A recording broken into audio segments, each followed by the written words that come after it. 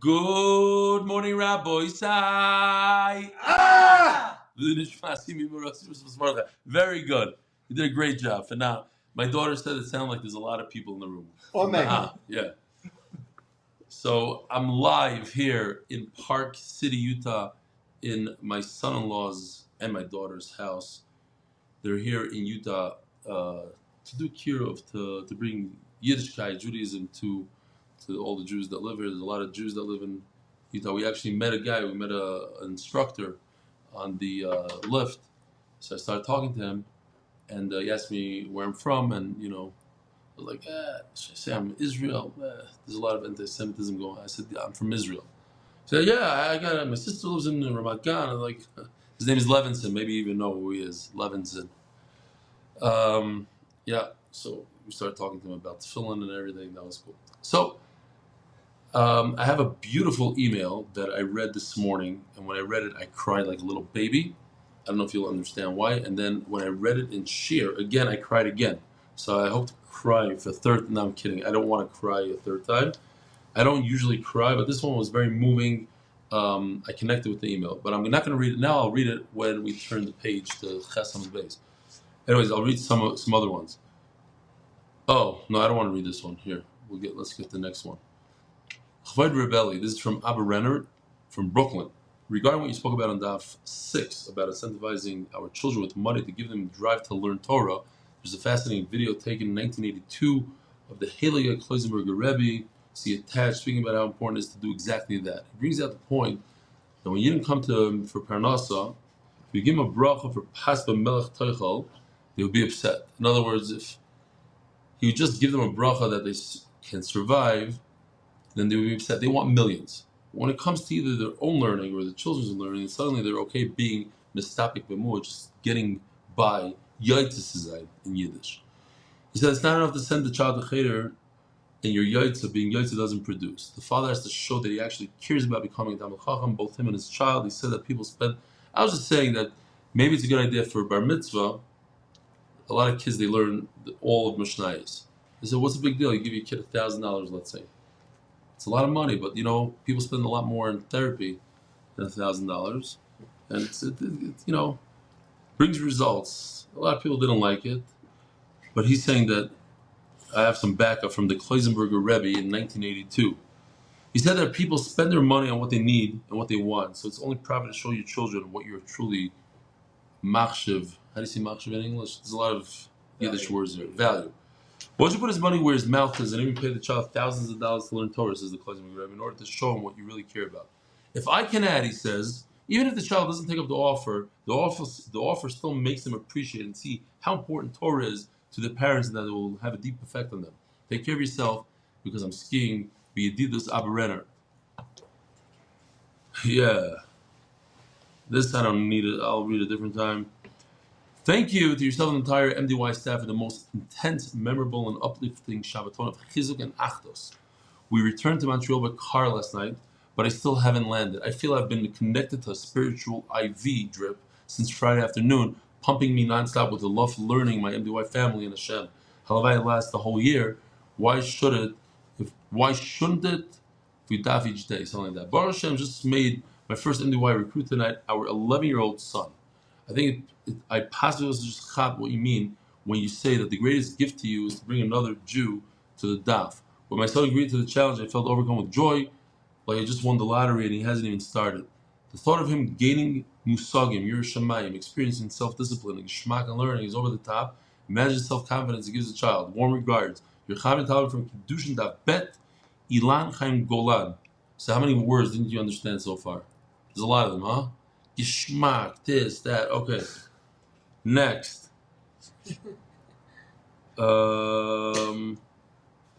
Last night, I was listening to the shir from this past Motzei Shabbos Siyum. My wife was sitting next to me, burst out laughing. When I asked her why, she said that she found the very funny.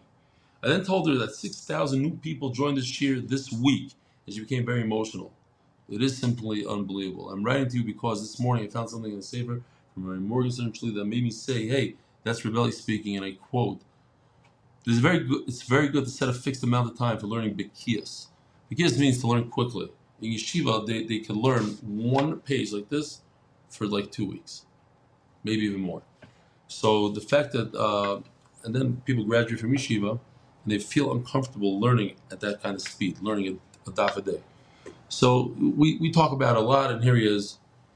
It's a huge foundation in life. Take upon yourself to learn every day a specific amount, because constant speaking are monumental for feeling of holiness, the Torah, the gain desire of learning. In order to succeed and not break, one needs to keep learning this way under any circumstance, and even at the expense of understanding. Even at the expense of understanding, he says. And whether he learns this way because he cannot learn with understanding, or because of his general conditions, such as he suffers from ADD, or because of lack of strength and concentration at the time, this is considered learning.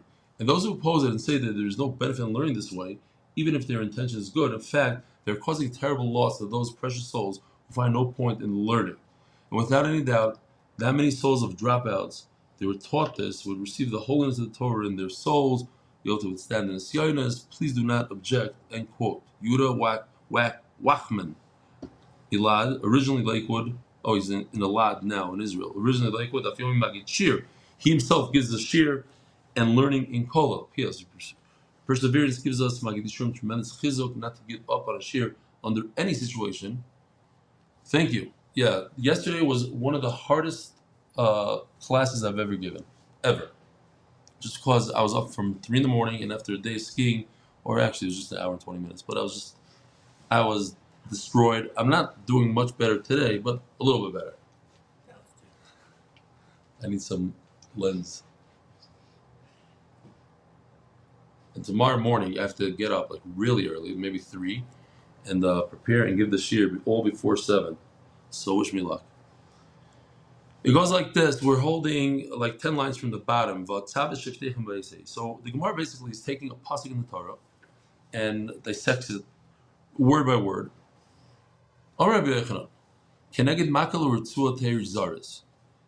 Basically, in those days, the time of the Gemara, about 1,500 years ago, 2,000 years ago, the Bezdin had a lot of authority, and they were able to whip people into shape, literally. He says that if you're going to use the whip, you got to be very, very careful. So now, this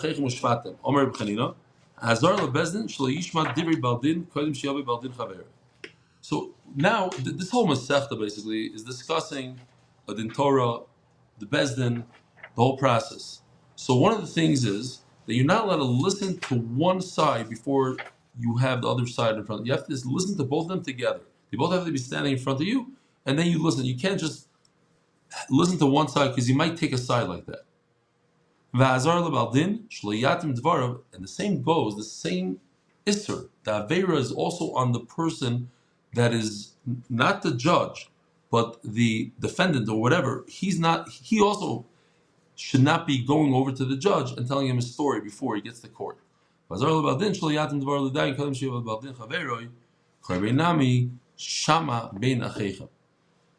It says in the pasuk, "Bein achechem," between your brothers. So you both have to be there. The two brothers, in other words, the two people that are coming to the Torah, they have to be there and they have to hear each other. You can't just go to the judge on your own.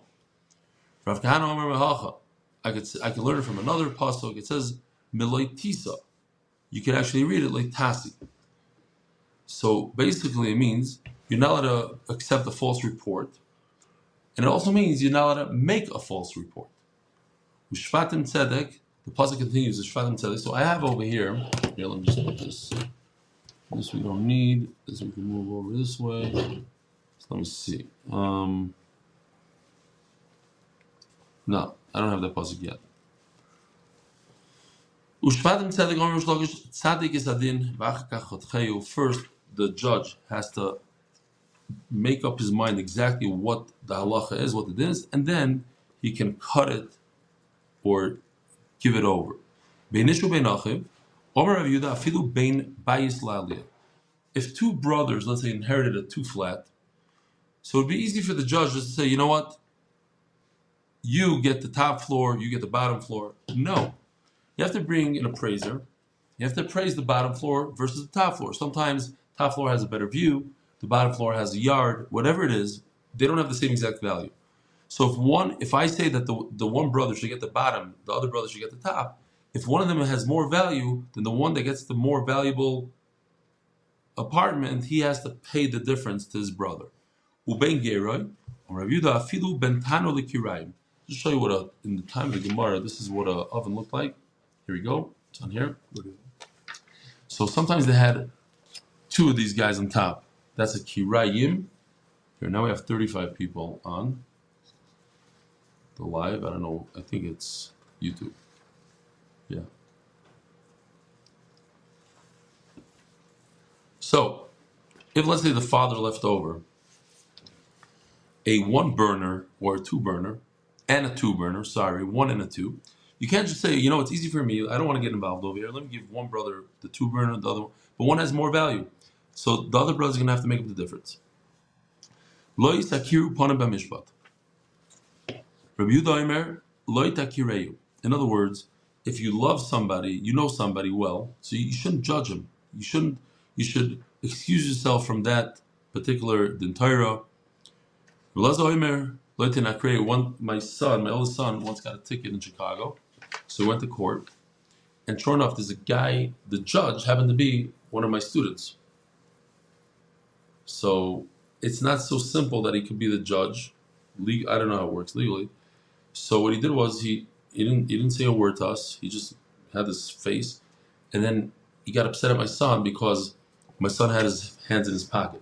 I always used to tell my son, when you're davening, you should take your hands out of your pocket. It's not respectful. Don't worry.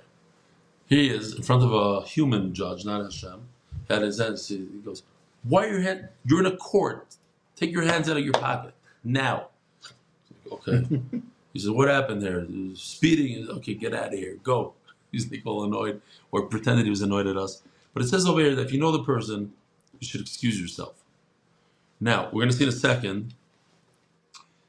Says the Gemara, the Rav, he was the great leader in Bavel in Iran at the time, and he was hosted by a certain person. His host came to him for din Torah. I think I recognize you. Didn't you once host me in your house? Yes. Dino Isli. I have some case that I want you to decide for me. So Rav said top of Daf Ches Amud Aleph. That would be 8A1, I think. I am puzzled. I cannot judge for you. So Taisvis on top over here. Oh, I forgot to say the okay, hold on a second. Let me just say the Taisvis, and then I forgot to do the sponsors. Okay. They're not happy with me. Yesterday also. So Taisvis says over here, but still noch, says Taisvis, the top line of Taisvis, you don't really have to read it. I'm reading it for you. Taisvis says he was exaggerating when he said that he is puzzled. He could be the judge, just it's not the right thing. He just wanted to be, above and beyond. So now that I messed up all the sponsors, I have to go through all the sponsors. I apologize. Here they are. So we have 4 Masechta sponsors. These are $9,000 sponsors. I got to say them nicely. First one for Yosef Chaim Shmuel Ben Alte Nechama from his beautiful family. Second one for Hatzlacha Berukhnus and Begashmiyos. Third, Larry Cohn, a memory of Yechiel Moshe Ben Chaim who started learning Daf Yomi at age 70. Listen to this. He started at age 70. He started at age 70 and continued for 32 years till 102 until he was nifter. Fourth Masechta for the unity of the Jewish people. Amen. The Parnas HaChodesh for a fasting period for Shelaima for Shmuel Nechemia Ben Hinda. Parnas HaChodesh l'nishmas Silya Bas Dvora. Parnas HaChodesh l'nishmas Binyamin Meir Ben Zev David. Hashem, I'll just tell you real quickly. We have somebody in our share. His name is Robert Early. His son is in the army, was in the army, and his son was killed in Gaza. And he comes every single day to the share. So it was a big loss for us. Obviously, it was it touched everyone. Now, every loss is a loss, but when you know the person, you see the guy, and what was amazing is because the Daf Yomi has tremendous power. When you get used to it and you just do it every day, he came in the day after Shiva, and he told us, and he gave us a little speech. He said, "Listen, I'm not supposed to be here. I can't learn right now. My head is not here, but I know this is what I do every day, and I know this is going to help me." And he came and he gave everybody a lot of inspiration. So his neshama should have an aliyah. The Parnas HaChodesh, the nishmas Zechraya ben Moshe, the nishmas Chaya bas Yosef. Parnas HaChodesh. Yosef and Chaya sorry for Parnas HaBerevach. Parnas Hayoim, this is the day, the daily. We have 5 day guys. Dr. Meir Wikler, Lilin Shmas Imi Mirasi, Sarah Dinah, Moshe Ephraim, whose yard is today, Erev Chanukah. Parnas Hayoim, Pinchas Bird, yard of grandmother. So both of these guys were at the Shabbaton. Silya Rock, Cyril Bad Harav Chaim Zechron Baruch loved the Shabbaton. He says, Parnas Hayoim, a healthy pregnancy and easy delivery. Rachel Rivka Bas Golda Sarah. Parnas Hayoim, firefighter Triple V, day 7, in honor of 13. This is incredible. In Muncie, New York, they have a firehouse. 13 of the guys over there do the daf. 13 Muncie fighters from Department 7 who finished Baba Basra. Actually made a siyum on entire Baba Basra. It's the longest Masechta. That's what we celebrated 175 days. By the parameters Daf Yomi group, Refuah Sheleyma, Chaim Gabriel ben Tzivya Lana, she should have Refuah Sheleyma. He should have Refuah Sheleyma. Art of the month for Schus, for rebellion, the whole MDY staff to continue to make Torah so enjoyable for so many. Second sponsor, yay! We have another sponsor, Art of the month. Finally, in honor of Yossi Klein and Mark Ashkenazi for all the work they do. Mark Ashkenazi is the guy online right now. He doesn't know day and night. Whenever I call him up, I say, we got to go. He goes. It's amazing. Big Baal Chesed.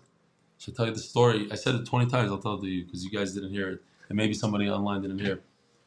Mark Ashkenazi flew in from New York to my house. And he came with a big suitcase. I said, are you moving in? Like, what are you doing? You're only here for a night. It wasn't even, it was a night. So he said, you have a freezer? I give him a freezer and he puts in all this meat into the freezer. Next day he leaves. And I find out only later that he left and he flew to Phoenix, Arizona from my house because he has a vacation place there. And he gave it to some guy that really needed it. But he didn't want that guy not to have food, kosher food. So he flew from New York with the meat to Chicago. From Chicago to Phoenix is another, 3-4 hours, whatever it is. Filled up the freezer with meat, changed the guy's linen, and flew back to New York. So this is chesed on a whole different level. So everybody in MDY loves this guy.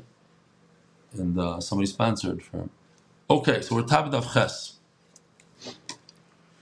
Amalei Rav the Rav Kana Puk Daini. So Rav says, I want to excuse myself because this guy hosted me, so now somebody else wants to do it. You, Rav Kana, you take care of him.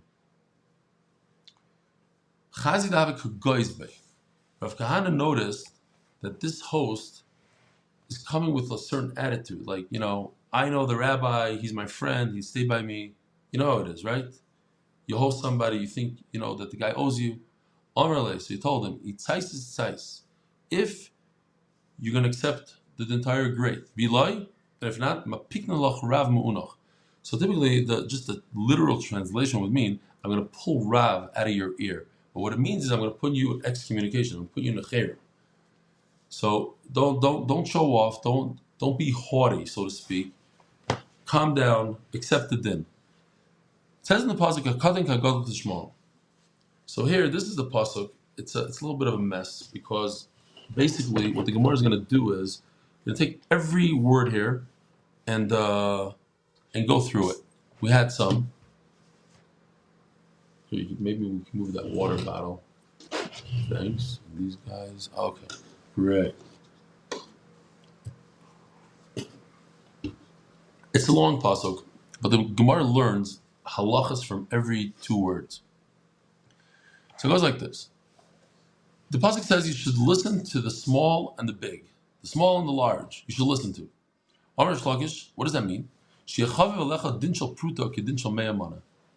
You, as the judge, do not differentiate between $1 million din Torah and a $1 din Torah. It's all the same to you. Now, it happens to be that people should be careful not to make the bezin crazy for nothing. I have a little fight over, don't exaggerate. I saw once a guy in Ramat Beit Shemesh. Somebody came over, Rabbi, do I have to pay him this, that? He said, how much is it? He said, $50. He said, $50? He took out his wallet. He says, here, take the $50. Don't make me crazy. I don't know what the halacha is. Here, you're worried about $50? Here's the $50. But at the end of the day, if they're serious and they want the bezdin to listen to their case, so even if it's 25 cents, they have to listen to it. What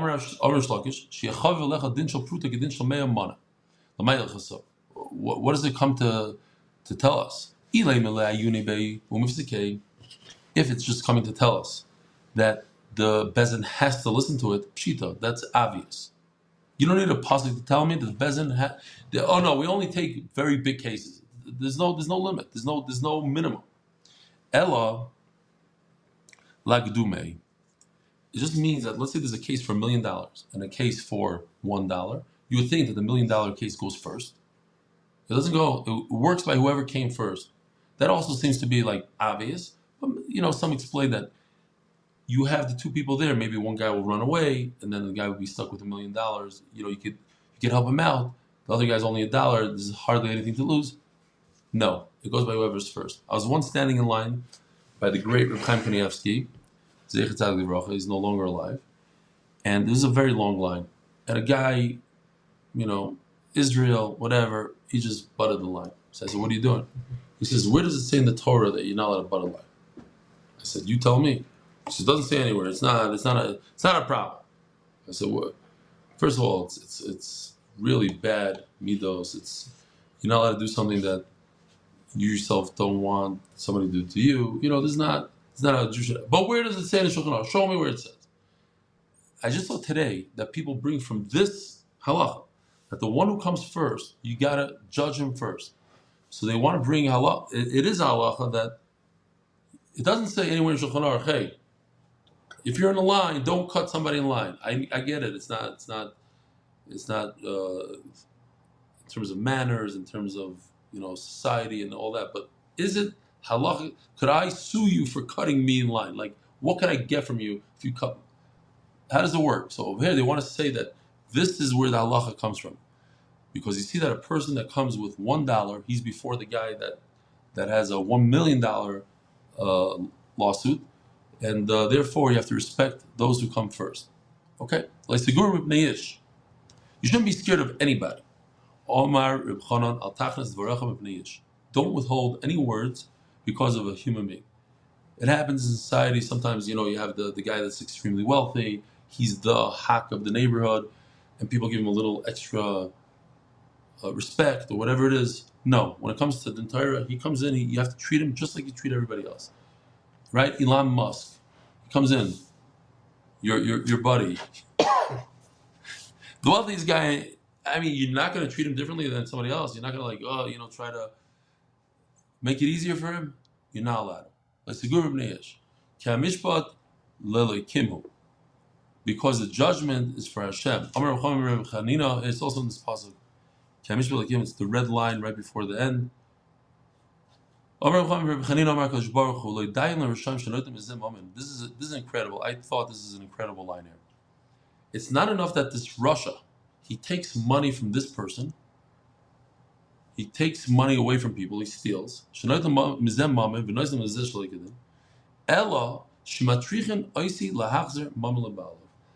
is saying, it's like you're making it hard for me, so to speak. There's nothing that Hashem can't do, and nothing's really hard for him. But he's saying it metaphorically.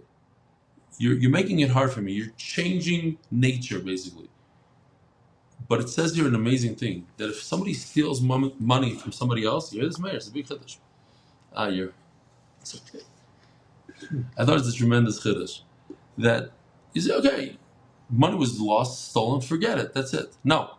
Hashem is going to return it to you in a roundabout way, and it's going to come from that guy. We don't know how, we don't know when, but it's going to happen. That's what the Gemara says over here. What are you laughing? What you just said. Which part? What you just said. Why is it funny, though? That we don't know how, we don't know when? Maybe never. Okay. What? The guy that took money from me? Don't we all have people that took money? But Mexico. but at the end of the day, it says here in the Gemara that you're inconveniencing Hashem because he must take money from the Ghana, the guy that stole it, and get it back to you somehow, without you realizing that there's a God involved over here. You know what I'm saying? He does it in an interesting way, a roundabout way, and it's like a inconvenience for Hashem, so to speak. So it says here in the green line all the way in the bottom, the stuff that's hard for you, come to me, says Moshe Rabbeinu. I'll answer you.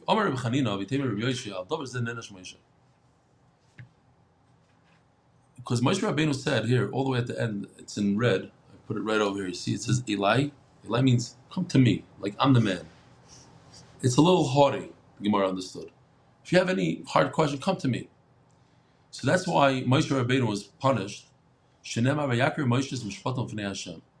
So we have the daughters of Tzlafchad, and they were complaining that they didn't get inheritance from their father. They said, "Why is it? It's not fair that the boys get and the girls don't get." It was the first case of just girls. So typically speaking, halachically, when one dies and leaves over boys and girls, halachically the boys get. Today we do it differently, and we had a whole. That's what we learned about Basra. A whole thing. The girls should get even. The whole whatever. Tzlafchad's daughter said, "What about us? What do we do wrong that we didn't get?" So, because Moshe Rabbeinu was haughty, all these halachas about inheritance are named after Tzlafchad. Maskivla Rav Nachman Bar Yitzchak Miksiv Bashmiachem.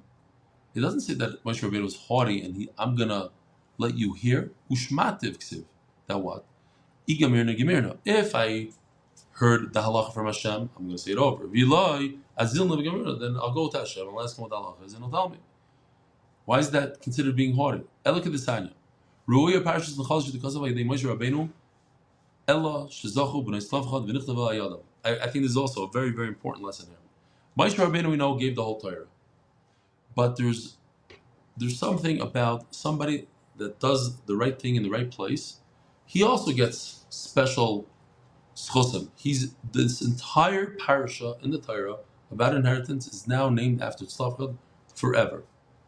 Ru'uya ha'isa parashas Mekoshesh shetichat al yidei Moshe Rabbeinu. So Mekoshesh, here's the Mekoshesh. Mekoshesh is basically this guy. After Hashem said not to desecrate Shabbos, he went and he did something on Shabbos. He gathered wood, either he made a fire, or he just gathered whatever it was that he did. This is machlokes in the Gemara what he did, and they killed him. So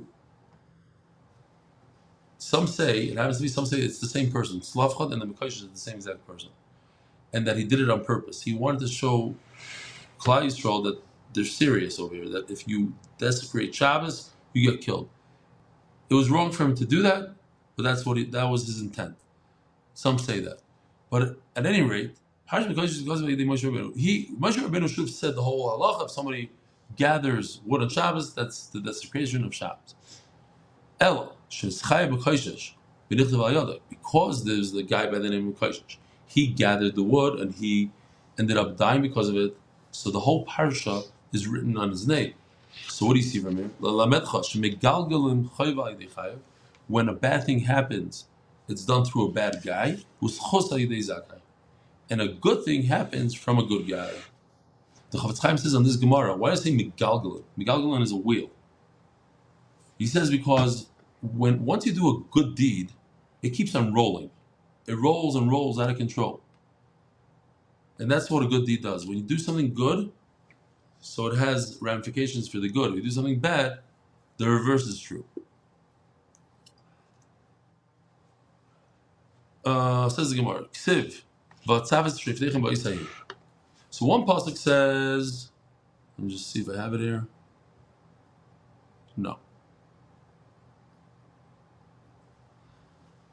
V'atzavis shrifteichem ba'isayim.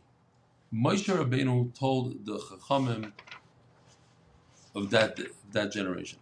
Uksiv, and there's another passage that says, "V'atzava eschem b'yisei." Moshe Rabbeinu commanded all of Klal Yisrael, not just the Chachamim.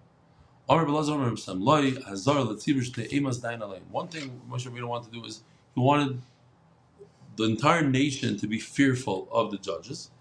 V'hazar l'dayin she'yizbal es hatzibur, and also he wanted the judges to be tolerant of the nation. Not to be, impatient or whatever. Ad kama, how much patience do you have to have? Just like a father who has to bring his son to the nurser, to the what is it called? The wet mother, the wet nurse. Wet nurse. So I don't know exactly how long that is, but you have to have a lot of patience. Ksiv, ki'atatavai, uksiv ki'atatavi. So there's two psukim over here. Here they are, pasuk Zayin and pasuk Chav Gimel. And one of them says, Vayikra Moshe. Moshe says to Yeshua Benun, he says, Kiata Tavai, when you shall come to Eretz Yisrael, And later on in Pasuk Chav Gimel it says Vayitzav. It's referring to Hashem, because all the way at the end of the Pasuk it says Asher Nishbati Lahem. I swore to Klal Yisrael. So that means we're talking about Hashem. But it says a different wording. It says Katos Tavi, when you shall bring. Before it says Kata Tavi, when you shall come. And here it says you shall bring. So it seems like in the second pasuk Hashem is saying that Yeshua is the leader. You will bring the nation. Bring. And then in the first pasuk when Moshe Ephraim is talking, it seems like he's not the leader. You will come with Klal Yisrael. You're not going to bring, you'll come with them. So what's going on here? It says Gemara, so in fact, Moshe Rabbeinu said, you're not the leader. You will be the leader together. You'll have a partnership with the elders of that generation. Steve, does that work? Yep. 2 leaders, does it work? 3 leaders? No. If you had 2 presidents in the United States, would that work? We do now. We do Kamala. Yeah. Or we don't have any? No. Okay, so depends which. We don't get into politics over here. I haven't heard from any of them. Seriously, I haven't heard from any. I heard that they commuted a bunch of people. That's all I heard. But it doesn't work. In a company, it doesn't work. You have one CEO and that's it. One of the problems we had in our organization, is people were telling me, is that everybody seemed to think that they were in charge. A lot of people in charge. When a lot of people in charge, a lot of bad things happen. True. You know, this guy spends money over here. He doesn't have to ask any questions. This guy does this. You know, he's a lot of issues. We finally got a good CEO now, and everything is in order. So that's what Hashem was saying. Take a stick. It's an interesting language. Take a stick, hit them on the head. In other words, you're in charge. You have to show them that you're in charge. Should be one person in charge of a generation. What Moshe Rabbeinu said, you'll lead Klal Yisrael with the elders. That doesn't work. There is one leader. You take. What's the word I'm looking for? The whole thing. No, you take charge. No, the guy in charge gives out orders. You take orders from one person, right? Take orders from one person. And in my business, like sometimes some employees, they don't do that anymore, but they would come to me and say, could I get a raise? Could I, you have a supervisor. Go to your supervisor. What are you coming to me for? You don't skip your supervisor, right? In the hospital, whatever it is, everybody, there's a certain hierarchy. And there's a reason for that, because otherwise it's a big mess. Tana, Zimun b'shloisha. My Zimun. So, typically speaking, if you tell somebody the word Zimun means by benching, right? Rabbi Sayin, Evarech. For that you need 3 people. My Zimun. You'll be surprised, by the way, that in my family, it's weird, but in my family, the women do Zimun by themselves. There's not a lot of people do that, but in my family, it's based on the Vilna Gaon, that women, when they eat by themselves, they'll do their own Zimun. A lot of people think it's interesting. Tana, Zimun b'shleisha. My Zimun. What does the word Zimun mean? Eli Birkas Zimun, you're talking about Birkas Hamazon. Vatanya, Zimun, Birkas Zimun, b'shleisha. That can be because it says in the same sentence, Zimun and Birkas Zimun. So you see that the word Zimun is different than Birkas Zimun, and it's with 3. Maybe that's just an explanation of the line. By the way, the second page, the other half, is much, much shorter. And this is one of the longest Masechtas in terms of words per page in Shas. Second longest in Shas. So, if you'll say that the line is explaining, in other words, what is Zimun? Birka Zimun. No. My Zimun, Birka Zimun. Vatanya Zimun b'shleisha, Birka Zimun b'shleisha. We learned somewhere that there are 2 separate categories. One is called Zimun, and one is called Birka Zimun. And both of them are with 3 people. So you can't tell me it's an explanation. So therefore, what does Zimun mean? Elamai Zimun, Azmunei Ledin. When you get a summons from the Bezdin, it's called in Hebrew Hazmana Ledin. Right? Somebody sues you. How do you know that you're being sued? You get Hazmana. You get a letter from the Bezdin that says, hey, we want you to show up. The Yasfi, when there's 3 Dayanim that said, if one individual from the Bezdin decides on his own to do Hazmana, it doesn't work. It's nothing. he has to receive permission to summon somebody from all three judges. That's only if it's not on the day that the bezin is in whatever the word is. Less number. So in the time of the Gemara, there used to be bezin on Monday and Thursday, like we do Kriyas Torah today in Shul, Monday and Thursday. Used to be bezin on Monday and Thursday. So on those days, Monday and Thursday, you don't need all three to literally say, "Hey, this guy has a summons." One guy could do it because it's obvious it's coming from the whole bezin. Okay, now we're starting a brand new topic. This is based on the Mishnah. So in the Mishnah it was a very, very long Mishnah, probably the Mishnah with the most concepts in Shas, 35 concepts, 35 different ideas. So it was talking about the bezin of three. That's why there's a three on top and there's a little three-person bezin. There's a list of 21 things that are done with a three-person bezin. For instance, capital punishment is done with a 23-person bezin.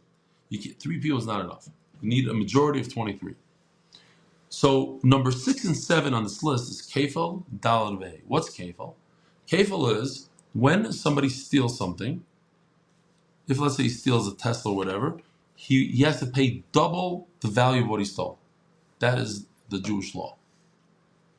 Is to discourage. Now, if he steals a sheep, he has to pay 4 times the amount. And if he steals a bull or a cow, he has to pay 5 times the amount. So says the Gemara,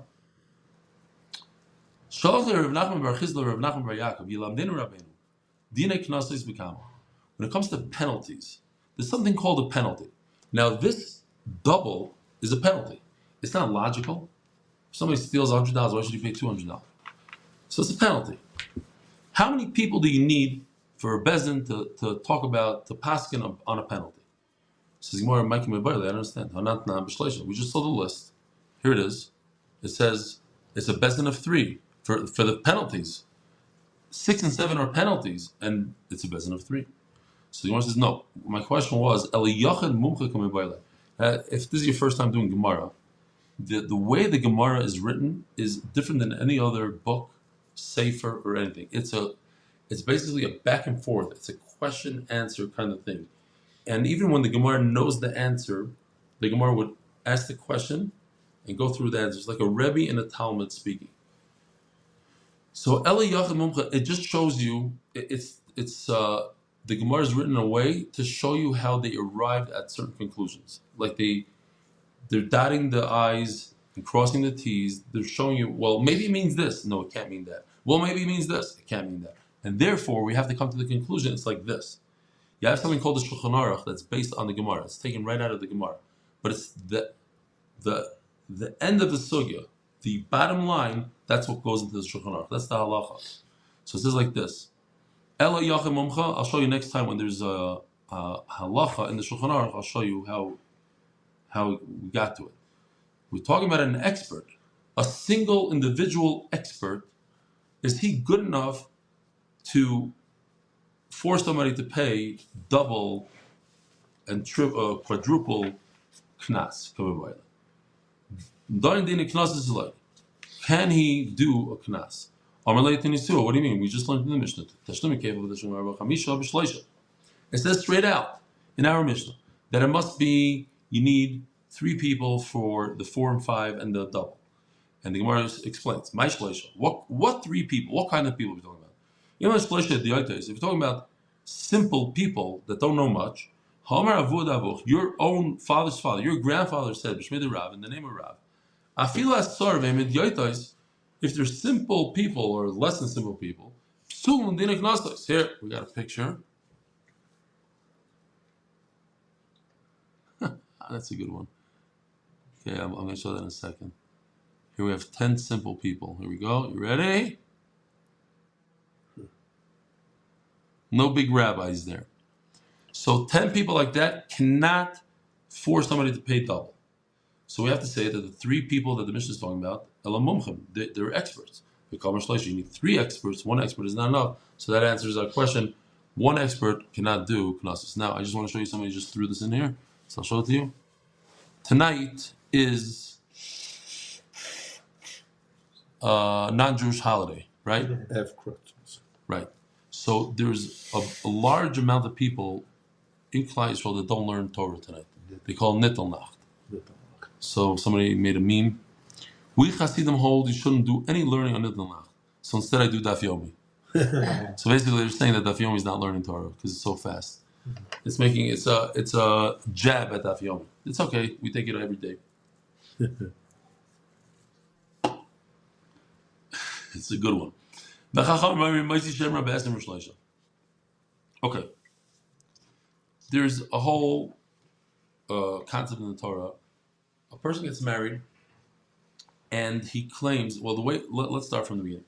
The way it works in the time of the Gemara is, what we have today at a chuppah, where the chassan gives the kala a ring, that's what we call erusin. It's step one in a marriage. Then there's nisuin. So in the time of the Gemara, it's like almost like an engagement, but they're married. Meaning, if the woman has an affair, she's liable to the death penalty because she's married 100%. Just they never consummated the marriage. That happens later on. It was about a year later where they would go to the chuppah and they had nisuin. Now, if a person marries a woman who was never married before, she's a psula, a virgin, then her ksuba is 200. If she was married before, then her ksuba is only 100. This guy, he's called the Moisi Shamra, this husband, he's making something up. He wants to get out of his ksuba. So he says to the bezin that when he married his wife, he couldn't find psula. She's not a psula. So basically, he has a monetary claim. He doesn't want to pay her 200. Day one, they're ready in a fight. Crazy marriage. But it gets worse than that. If he could prove that she actually had an affair, then they'll put her to death. So it could also be dina nefashos. This could be a lot more than monetary. So it says the Gemara like this. When this husband, we call him a Moitzi Shemra because he's saying something, he's making something up that's not true in certain cases. It has to be in front of a bezin of 23. And the question is why? If he's only after money, so it's a monetary dispute. Monetary dispute is with how much? 3 people. 3 dayanim. So why do you need 23? So there's a number of reasons. It says and the Mishnah explains because it could, in some circumstances, it could have the death penalty. So you need 23. But today it's not about death. It's about, do I have to pay 100 or 200? Why is it that you need 23? We are concerned that once rumors come out here, it's crazy, right? Did you hear about the guy that just got married last night? He's already in Bezin with his wife. He's claiming she wasn't a virgin. He doesn't want to give her a regular ksula. So somebody might say, wait, you know what? I actually witnessed some funny business 2 months ago. I saw she was with somebody else, blah, blah, blah. So do we have to be worried that some other witnesses are going to step forward and say that she does deserve to die? And therefore, let's just start out with 23 people. Why go from 3 to 23? This could lead up to a death penalty very, very quickly. No, that's not something that we have to be concerned that people are going to step forward and say that she was mizana. We have to be concerned, and therefore we start off with 23. We don't have to worry about it. So Rav says something very interesting here. Imagine a story where the husband claims, I want Bezin to sit and talk about my new wife, who I just married last night. I think she was with another man. So they say, okay, we have to gather 23 people and we have to see what's going on. We find out that he is lying. He can't produce witnesses. He doesn't know what he's talking about. What do we remain with? We remain with a monetary dispute now. Now he says, well, you know what? I can't prove it, but I claim that I don't have to give her 200, only 100 or nothing. So is it appropriate to send 20 out of the 23 rabbis home? That's the question. They assembled to do a din Torah, and you're telling them, go home. That's not nice to tell them to go home. So says Gemara, Kigon, Esther plus the Lamedan Din and Fash. 23 gathered. Vibadr. And we found out that he's a liar. Vamalu Dayani Dayanali Din Mamadis. At least get me off this big soup of 200. It's not that much, but whatever. He wants to get out of it. So the Machlaikis says, now we're holding Daf Amud Beis. That is 8b1. Oh, so now I have to remember. First of all, I have to do this sponsorship for turning of the Daf of Kislev. Kinnovations LLC in honor of my uncle Rabbi Cohn, president official. It should be schos for Akir Simon and Feiga. Shidduch for Rivka Yudis Basiyav Chaya.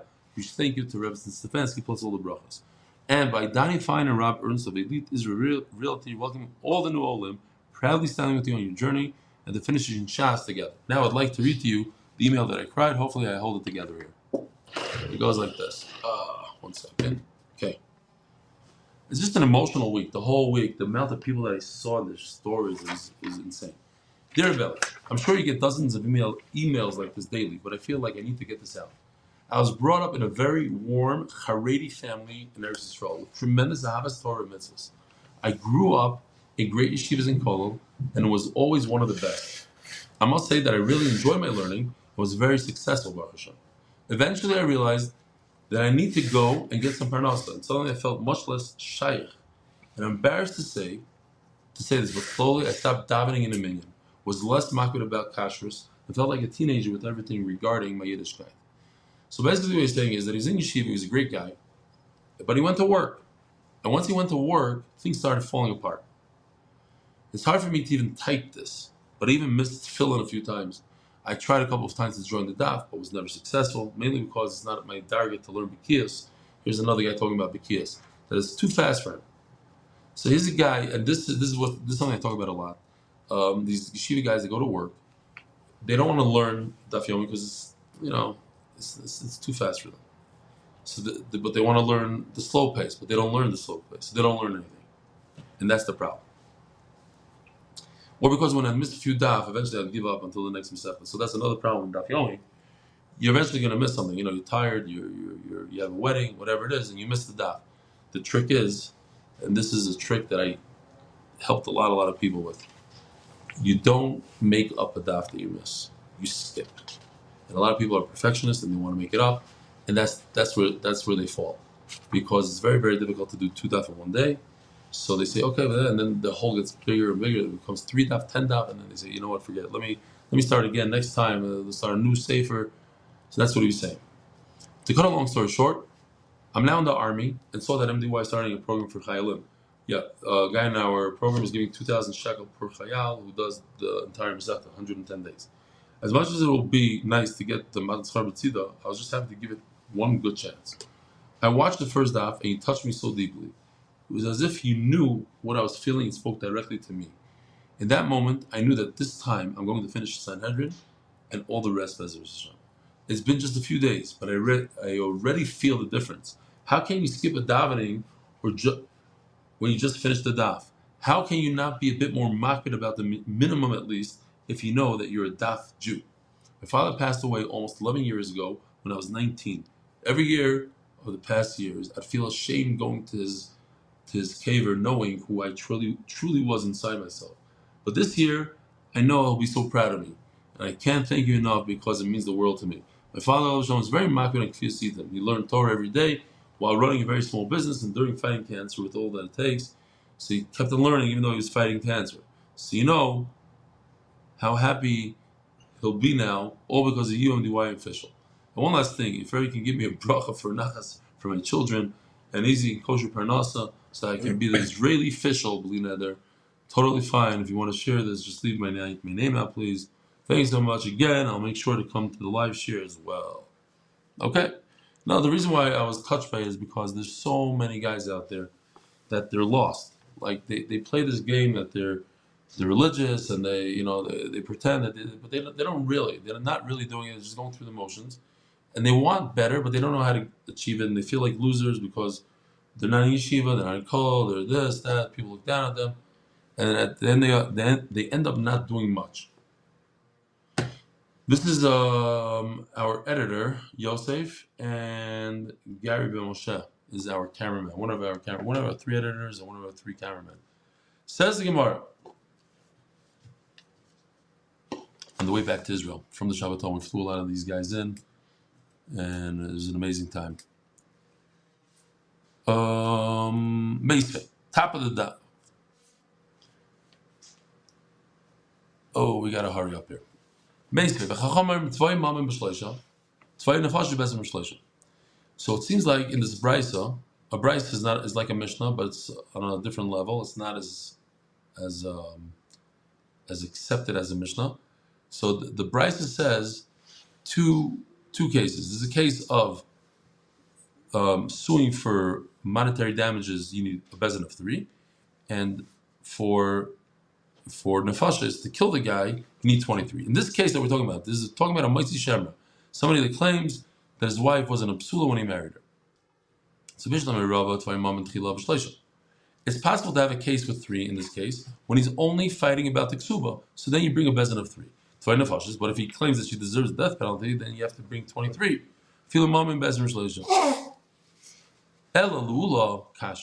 But according to Ula we just says you always start off with the 23 bezin. Why? Because you never know. Maybe people come forward and say that she deserves to die, blah, blah, blah. So you need 23. So how do you ever have a bezin of 3 in this case? So the Gemara says a beautiful answer. Omar Rava, ani v'ariv sheb'chabur targima, u'man Rebechir baravin, hacha b'ma'eskinan, shehevi abal edim shezinza. What happened was the husband brought 2 edim that's the claim that she had an affair. Vehevi av edim v'hazim le'edi abal.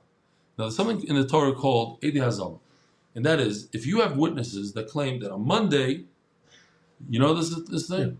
Use somewhere else. Right, exactly. On Monday, we saw somebody kill somebody else. And then 2 other Adam say, that can't be because, look, here we have a, oops, sorry, not this one. Let me show you over here. Here, this one. Okay, so these Hasidim say, hey, they witnessed something, okay? They witnessed this woman with another man. So 2 of them come and say, what are you talking about? You were on a cruise. How could you possibly, I could place you that day in a different country. Imanu Yisam. That's called Azama. The halacha is whatever they try to do, they get. They try to kill somebody, we kill them. They try to take $1,000 out of somebody's pocket, they have to pay $1,000. Whatever it is. So that would be nefashis. That would be literally a life. So So we're asking the question, how is it possible that you have a bezin of 3 or a bezin of 23? The answer is because we're talking about the next step. We're talking about the father of this girl. He is producing witnesses that the original witnesses are liars. They were on a cruise ship. So Balik voice mama in Mibal, he's now trying to get money from the husband. What did the husband want? The husband wanted this guy's daughter to lose her entire ksuba. Whatever it said in the ksuba, I want you to pay. So that's a bezin of 3. But if the husband wanted to kill his new wife, that you need a bezin of 23. So that's why we have a difference of 3 and 23. 3 is for the money, for the monetary part. 23 is for the death penalty. So Abai says, no, we could say perhaps that everybody agrees that once you started in Torah about a woman and she got married and this and the husband claims this, that, maybe somebody will step forward. So we got to be concerned that somebody might step forward. We also have to be concerned that if the bezin starts out with 23, it's not nice to send 20 of them home without finishing it up. Now we know in the Torah, you can never kill anybody. Let's say somebody's Machal Shabbos and he deserves a death penalty, whatever it is. You have to warn them and say, listen, if you do this and this and that, even a killer, if somebody kills somebody, you don't kill him, the killer, unless you warn them that he will die if he kills. Now the question is, do you have to tell them how he will die? There's 4 ways to die, right? Skila, chenek, hereg, and saif. What am I missing? Skila, chanika, chenek. Harika. No, not Hariga. What's Hariga? Right, skila, sreifa, chenek. No, Hariga is not the right word. Call it Hariga. Fine. One of them, let's see what they are. One is them to stone to death. The hot thing that's Refuah, Chenek, and Saif. Call it Ari. Okay, you call it Ari. So, but you have to tell the person perhaps what death penalty is. And over here it's a little complicated. Why? The Tanya. You need 23. Ve'edim, and you need 2 witnesses. V'asra, and you have to warn them. That's the warning. You have to warn them that he's going to die. Death penalty in the bezdin. So Review that adds a little bit. It's not just enough to warn that you're going to die, but what kind of death penalty? So over here, she deserves stoning, and if you forgot to say that, then she doesn't get killed at all. Nothing. According to Review, so Meir is of the opinion. He holds like reviewed in this case that you have to say what kind of death penalty. So therefore, it's not a death penalty case because she's not going to die regardless, and therefore we just do a bezin of 3. The most she can lose over here is not her life, but her ksuba. We're talking about a woman who's a talmida chachama, a very learned woman. Here we got a picture. So why? What's the difference if she's learned or not? So the Gemara says. This time you're busy review the Omer.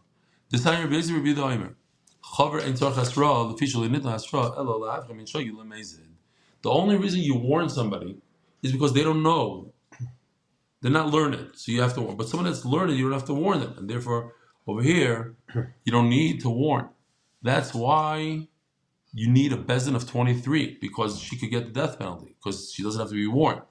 But according to Reb Meir, you do need Asra.